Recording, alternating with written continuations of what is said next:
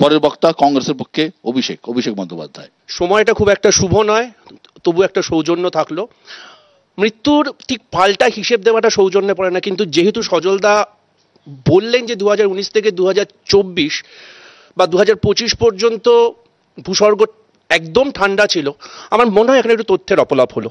9 June 2024 Reasi attack, 9 জন সাধারণ মানুষ মারা গেছিলেন। 2023 এপ্রিল রাজৌরি অ্যাটাক, 11 জন মারা গেছিলেন। যাই হোক, এটা জাস্ট তথ্যের জন্য। যেটা নিয়ে বক্তব্যটা শুরু, যেটা সজলদা আরেকবার বলবার চেষ্টা করলেন যে উনি অন্য কোথাও মোমবাতি দেখতে পাননি, রাস্তায় বেরিয়েছিল মোমবাতি। জাতি, ধর্ম, বর্ণ নির্বিশেষে, রাজনৈতিক দল নির্বিশেষে যারা বিজেপিকে ভোট দেয় না তারাও, এটাই ভারতবর্ষ। যে ভারতবর্ষে আদিল শেখ নামের একজন ঘোর সওয়ারও থাকে, যে মানুষের জন্য, মানুষকে বাঁচাবার জন্য প্রাণ দেয়, আবার আদিল শেখ নামে একজন জঙ্গিও থাকে। কোন আদিলকে আপনারা নেবেন সেটা আপনাদের ব্যাপার। আসা যাক তথ্যে।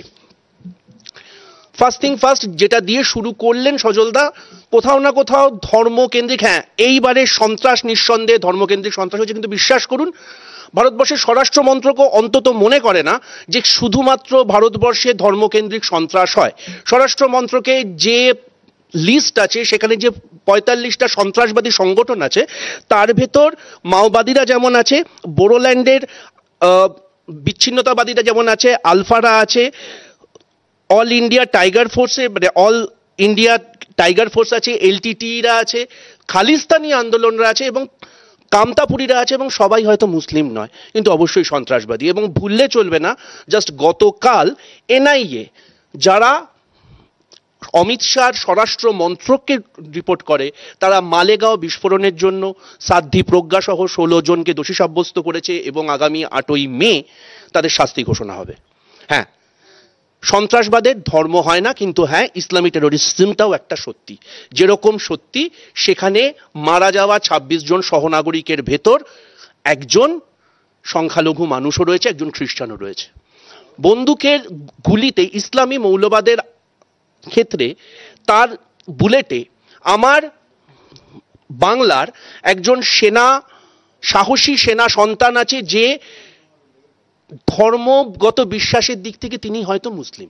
এই পার্থক্যটার মানে নেই, এবং এটাই ভারতবর্ষ। যে ভারতবর্ষে যখনই কোনো এরকম আক্রমণ হয়, আমরা হিন্দু, মুসলিম, কংগ্রেস, বিজেপি থাকি না, আমরা ভারতীয় থাকি। এবং গতকালকের সর্বদলীয় বৈঠকে রাহুল গান্ধী অর্থহীন ভাষায় এই কথাটা বলেছেন।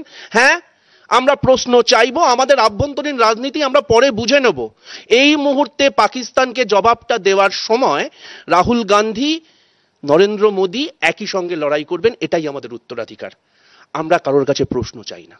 আমরা প্রশ্নটা চাই শুধু এই কারণে, হয়তো সেটা ভবিষ্যতে আসবে, ইয়ার অন ইয়ার আমার প্রতিরক্ষা বাজেট 9.5% বেড়ে 6,81,00,000 কোটি টাকা হওয়ার পরও কি করে 1,80,000 সেনা ভ্যাকেন্সি থাকে।